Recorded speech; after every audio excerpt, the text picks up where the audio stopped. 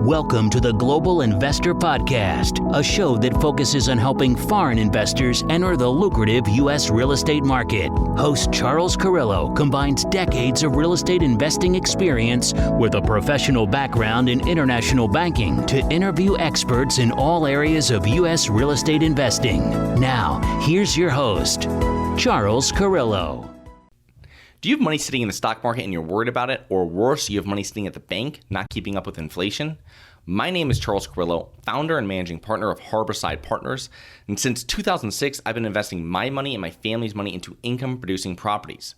These are real assets, real properties with real addresses that produce real cash flow. At Harborside Partners, we provide passive investors who love real estate with a turnkey investing solution. If you want to put your money to work in real estate but can't find deals, don't have the time to get funding, and the last thing that productive people want to do is manage real estate. We find the deals, we fund the deals, and we manage the tenants, the termites, and the properties. Partner with us at investwithharborside.com. That's investwithharborside.com. Go to investwithharborside.com. If you love real estate, you like the idea of passive income, and believe that income-producing properties will appreciate over time, go to investwithharborside.com. That's investwithharborside.com. Welcome to another episode of the Global Investors Podcast. I'm your host, Charles Carillo. Today we have Sharon VornHolt.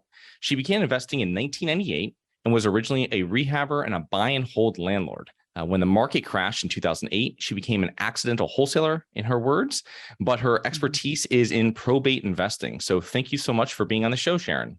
Well, thanks for having me, Charles. So you have a very interesting background. You've been investing for multiple decades. Please tell us about your background, both personally and professionally, prior to getting involved in real estate investing. Well, tell people I was the oldest of 4 children. My dad was a general contractor, so by default, I was the best behaved. And so I would go around with him on his jobs. He did commercial renovations primarily, medical facilities and things like that. So that's where I got my initial start in real estate. But prior to becoming an investor, I worked in the medical field for a long time. And then I opened a home inspection company. I did that for 17 years. And about 7 or 8 years into the home inspection company, we dealt with a lot of realtors. And I had a realtor come in and say, do you want to go to a RIA meeting? And I said something like, what's a RIA meeting? Because at that time, I didn't know that you could do real estate another way than being an agent. So I went to that meeting and it was just fascinating. We have a large real estate investing group here. And even back then, this is really dates me, 1998, we had probably 500 people in the room at Louisville, Kentucky. So it was just fascinating to me. So I invested part-time for about 10 years, doing a flip or two. I call it the slow but steady path. And then when 2008 came, I said, enough, I could see the writing on the wall and I was done with the home inspection business. So I just then started investing full time. And that's really just how it happened. But if you remember 2008, nobody could get a retail mortgage. Yeah. So I had these houses and I'm thinking, what the heck am I going to do? Am I going to rehab them, hold them for God only knows how long, maybe be forced to rent them? I didn't want to do that. So that's when I called up some local investors and said, I've got these properties. Would you want to buy them? And that's exactly how I got into wholesaling. I had never in all that time ever wholesaled a single deal. Interesting. Yeah. It's people don't understand, I don't think, how drastic 2008 was. And when I tell people, I started investing in with a 3-family in the end of 2006. And by the time I was buying a second one in the end of 2008, and this is Lehman was going down, this is a month before Madoff came out, all this stuff at the end of 2008.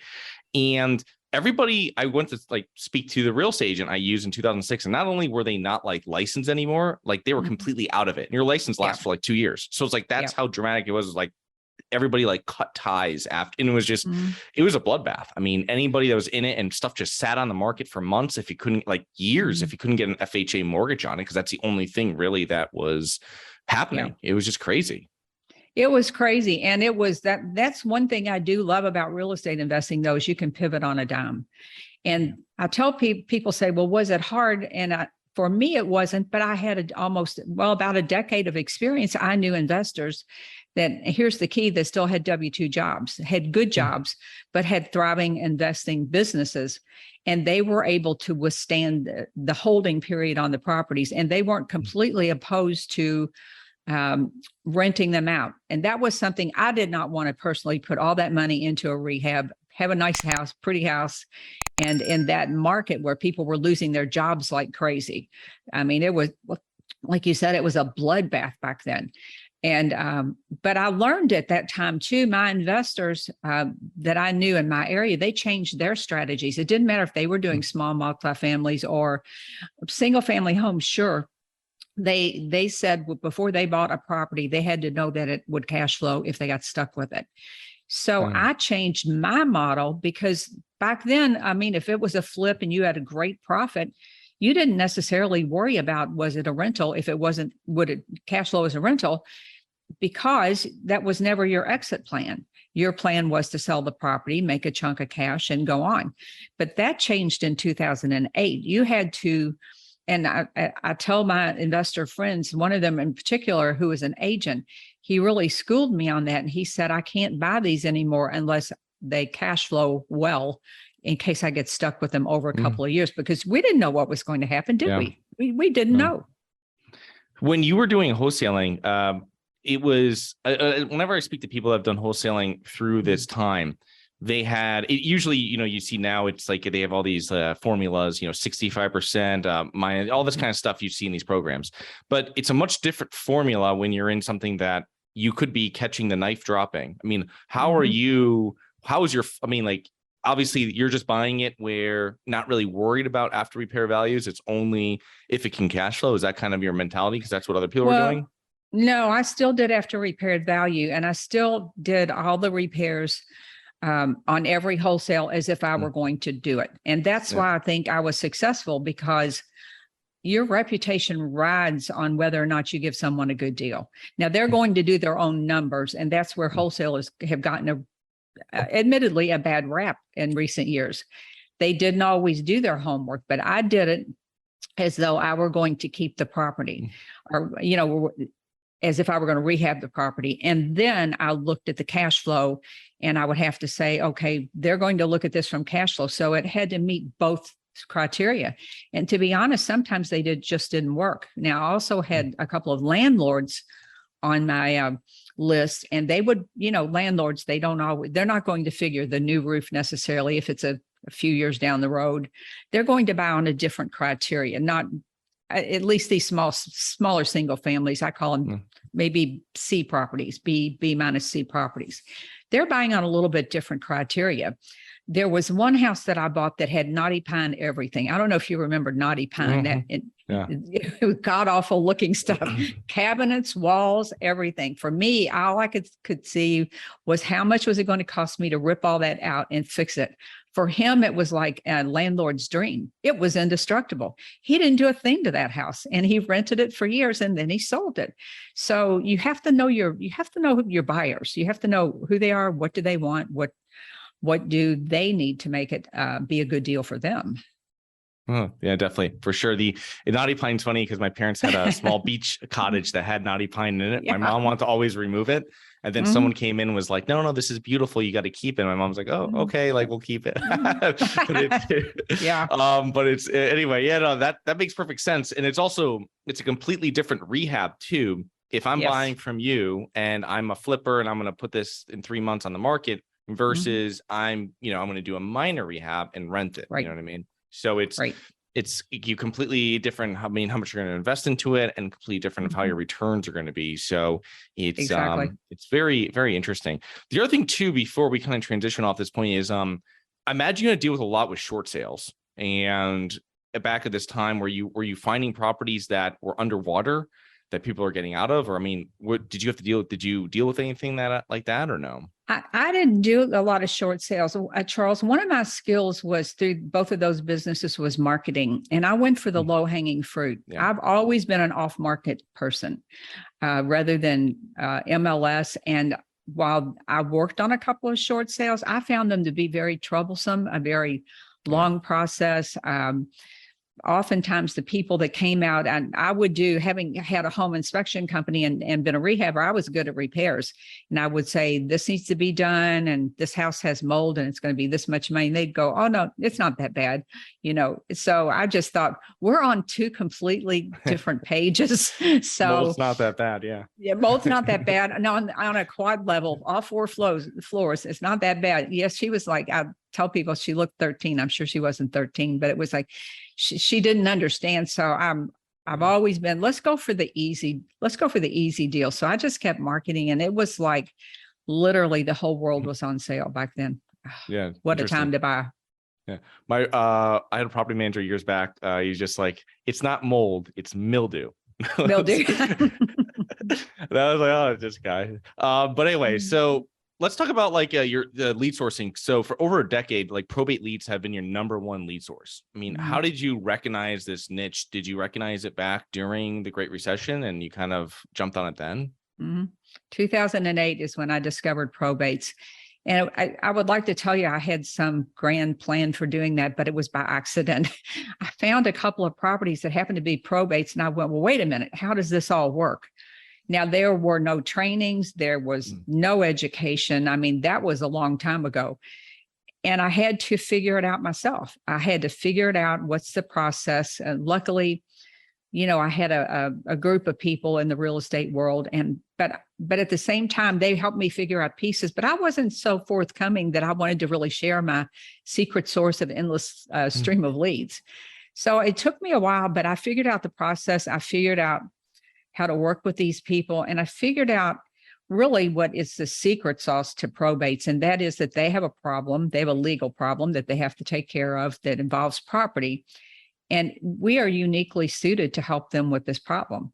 If it's a great problem, our property is going to be listed on the MLS.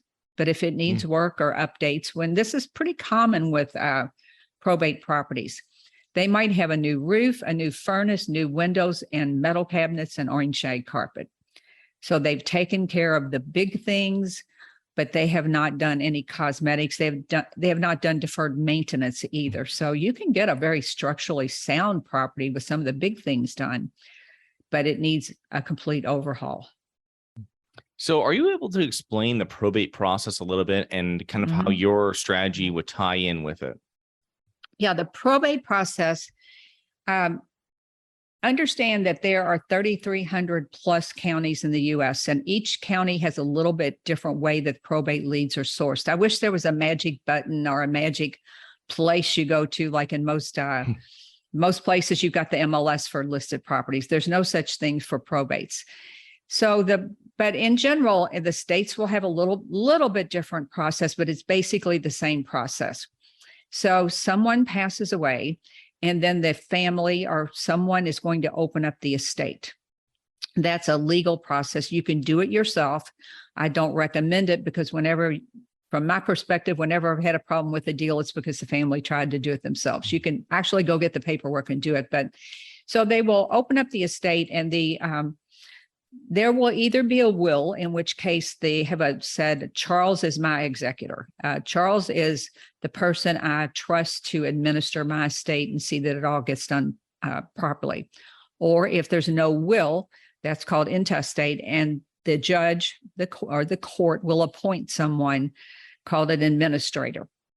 And they have the same duties and responsibilities. So this person, I like to call the decision maker. This is the person that can sell the property. So once someone passes away, the estate is opened. And then once the estate is opened and the executor, the administrator has been formally appointed, there's a paperwork that goes with that. Then that's when the assets in the estate are sold. And that includes any property. So it's right about at the middle of this process. So the estate is opened, the assets are sold, the creditors are paid, and then the heirs get what's left. So it's a very straight line process. But if you see, the heirs are at the bottom. Now you might say, who are the creditors? Well, there anybody that has money owed to them. It could be a home, a mortgage or a HELOC. Many elderly people get a reverse mortgage or a HELOC. They also might have credit card bills or other types of things like that. It's certainly hospital bills, nursing home bills, funeral expenses, and attorney fees. So the heirs who sit below the bottom of all of this, and they're waiting to get whatever it is that they're inheriting, all of this stuff has to happen before them. So once they are able to sell the assets in the estate, which is most often property, it might be boats or cars, but it's, you know, whatever the assets are. But when they're very motivated to get the property sold, they don't want the property. They just want the money that's sitting in the property. So it's a very lucrative niche, and you will get some of your most lucrative deals from probates.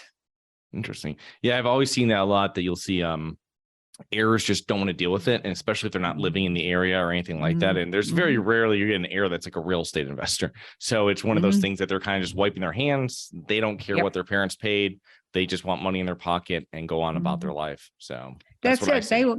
They want to go on with their life. And you can imagine whatever your life looks like, Phil, if you're a listener, you might have children, you might have pets, you might have soccer games, you know, you've got responsibilities. And then in the middle of everything that you do in your regular life, you've got this estate that has to be settled. It's a process. You can have a probate attorney help you, but you're going to be intimately involved in settling this estate.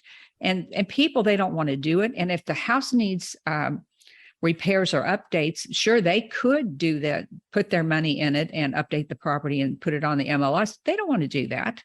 They just don't want to do it. They just want to be done.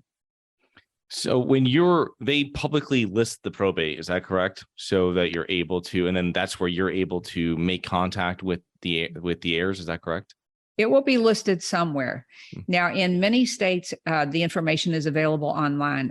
I'm not a computer genius, but I know that if you have an open API for data in your area, it can be pulled online. Many areas, Chicago, Dallas, Texas, Houston, Texas, many areas have the ability to just pull it right off of line. Now, and where I am in Louisville, Kentucky, we don't have that ability. That system is not in place, but it's in the newspaper. And you only need once a month, back where the sheriff's sales are, where all the legal announcements are. It'll be back there, and you only need 4 pieces of information to work in probates. You need the name and address of the deceased and the name and address of the personal representative, whoever the decision maker is, the executor or the administrator. That's who you'll be writing a real estate contract to. And that's the same whether it's a commercial property, whether it's a residential property, because there are properties and commercial properties where they have not done estate planning that end up in the same situation. Interesting. And do you find it when you're reaching out, obviously, since it's very lucrative for you, I imagine they have minimal other people that are doing the same thing compared to just like sending off postcards to people. Hey, do you want to sell your house and stuff like this? There's definitely less competition because there are a lot of mindset issues around working with probates. And that's something I talk about all the time. You know, you as an investor, you need to understand that these folks have a problem and we are problem solvers. That's what we do at the end of the day. We solve problems that involve property. So they're looking for a solution, and but many people are reluctant to go into it because they feel like they're taking advantage of someone, like they're there at the worst time of their life, or they think they don't know what to say to these people. Well, folks, they're just people. You know, they're just like you and me, and that have a problem. So you got to first fix your mindset, and then you need to understand their mindset, which we've talked about. Where are they? They just want to get it over with. So once you understand that, then you just send them. I don't recommend sending postcards at all because people get upset if you reference the estate. I recommend that you send a direct mail letter, a computer-generated mail merge letter that says, "Dear Charles, I'm contacting you about the property at," and saying that you understand that it's part of an estate, because I will guarantee you, if you omit it, and you can do it that way, they're going to call up and say, "Where did you get this information? How did you know about this?" And then you are explaining why you're marketing to them when deep down, you know, someone's mom passed away. So for me, I have very few problems over all these years. I mean, I've had a couple of complaints, and I make it my goal to talk to these people and make them understand that we're not trying to upset anybody, but a lot of people are set to inherit these properties or have to deal with these properties, and they don't want to do it. Yeah. So once you get fewer complaints than what you think. So talking about competition, if you are looking on the MLS or one of the commercial sites for properties, you've got all of the competition out there from all the other people that are looking. Now, when you talk about direct mail statistics, about 81% of your deals, not your calls, but your deals, will come at or beyond your fifth mailing. So direct mail marketing is a thing you need to just stay in the game. But most of your competition will quit on or before the first or the second mailing, on or be at, second to third mailing. They just quit. They don't get an immediate $1 million in the door. They don't get an immediate 100 calls. So they just quit. So by the third mailing, they've already given up. So if you had 30 letters initially that went out, almost everybody's quit, but you and a couple more as you go down the road. And you've got to be there. Probate is a thing that takes a little while. It takes a little while for people to get ready mentally to deal with their parents' belongings. They're going to have to clean out that house. And that is a big stickler. It's a big problem for people. Throwing away mom's favorite couch or dad's recliner. They don't want to do it. So there's really no getting there first in probates. You just need to go the journey, and you have so much less competition than in other niches. So you offer probate coaching and a course. I mean, other than the staying power, which is important, I think, in many, if not all businesses, what differentiates your very successful students from the rest? Well, I insist that they learn the process. So my course is dripped down a module a week. So it's 6 modules plus all the bonus modules. So it's going to take 5 weeks start to finish for them to get that 6th module. And the reason I do that is because people want to listen to the first module, get a little bit of information, then they want to jump over here and start marketing, which I understand. I'm kind of that person that likes to fast track things, but I don't want them to spend a bunch of money and do this wrong and then be unhappy with me. So I know that they need to know some basic terminology. They need to understand all this mindset stuff, and they need to know how to market to probates because it is different.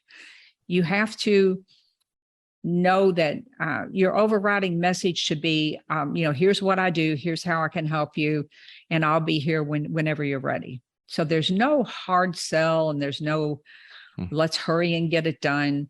And once you learn that and you realize that you're building a relationship with these people month after month, because you mail everybody every month, so long as the house is available.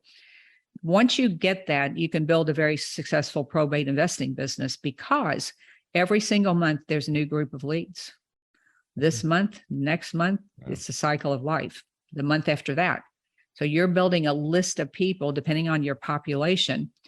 I have a friend who's in Chicago. He says they have 800 probate leads a month. In my area, more like by the time you sort through and pull out the ones that are really low, value properties or too high value properties, you're going to end up more with 70, 80, maybe something like that. So it's a big difference. But look at the population of Chicago and those big metropolitan areas as opposed to where I am, like more in the million range. And I don't know where you are, but it's all relevant to, how many people. But let's say you're adding even 80 people to your list a month. That's what 900 plus in a year leads that are bound by law to sell the property. So you're cleaning up your list all the time. Every month you're adding new people on. So every month as you go along, somebody's in that 5th month where, okay, we got to get our act together and we've got to move on with this whole process. The other benefit as I'm listening to your process is that these homes, let's be honest, like older people's homes usually have some repairs and renovations that might be required compared to a new owner. So that's going to it's going to divert them from the course of real estate agent MLS to someone like yourself, which as I put two and two together, I realized why this is such a great thing. So the thing though is that that if you're doing that, is that I imagine that's a big selling point that you're bringing to them. You know, it's cash offer and there's no other.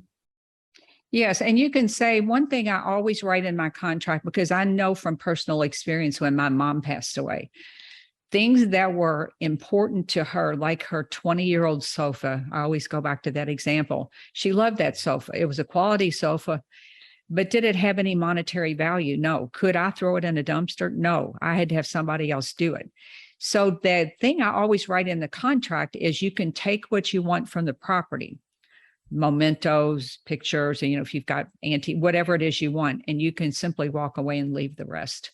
So when we talk about repair lists, that's always a repair item, assuming I were going to wholesale. It wouldn't make any difference if I were going to keep it.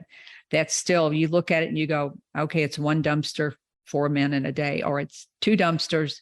It's just a line item on the repair list, like you would have on any other property. Yeah.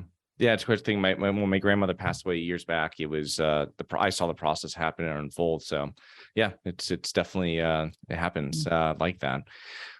When you what are common mistakes I guess you would see probate real estate investors make from where they can be more successful and where kind of they're making mistakes in their process? I think consistency is a big one. You have to understand that a lot of these people, they open the estate, and that might be 2 months after someone passed away. It might be a year after they passed away. They have to get mentally ready to do it. So, but know that when they do open the estate, they're raising their hand to say, I'm ready to sell the estate. And many investors are, sell the property. So many investors will try to hurry them along the process. And you just can't do it. This is something that they have to do themselves. And you just interject yourself into their life. Once they open the estate, that's when you start marketing to them. And again, you just let them know, I know this, you might not be ready to sell the property, but this is how you can reach me if you have any questions and when you're ready to sell. I think they really make the mistake of not nurturing these people long enough. It's as simple as choosing the right words. It is as simple talking to these people when you go to their property. It's just saying, look around for visual clues. Was the dad a golfer, or the golf clubs in the corner? The dad has passed away. Maybe you might say, is the dad the golfer? Or is the mom the cook? There are a lot of cookbooks. So you strike up a conversation, you let them tell their story. Like I might be talking to you, Charles, and you'd say, yes, my dad was a golfer. Look over here at the pictures, how he was in all these tournaments. They just start to tell you about their person. Yeah. And you just simply listen. And then when you'll know when the time is right, then you say, would you like to show me the property? But a lot of investors, they're uncomfortable with this process. They think it's kind of strange, but that's when you get your best deals, because understand that they won't always pick the person that gave them the best price on the house. Yeah. They'll pick the person they're most comfortable with. Mm-hmm. The other opportunity in probate is what I call time and circumstances properties. If the executor is on, let's say they live in LA and they have a big job, they're very busy, and their person that passed away lives in New England, they simply do not have the desire or the time to go back and forth. So you might get a house that actually needs very little repairs. They are educated.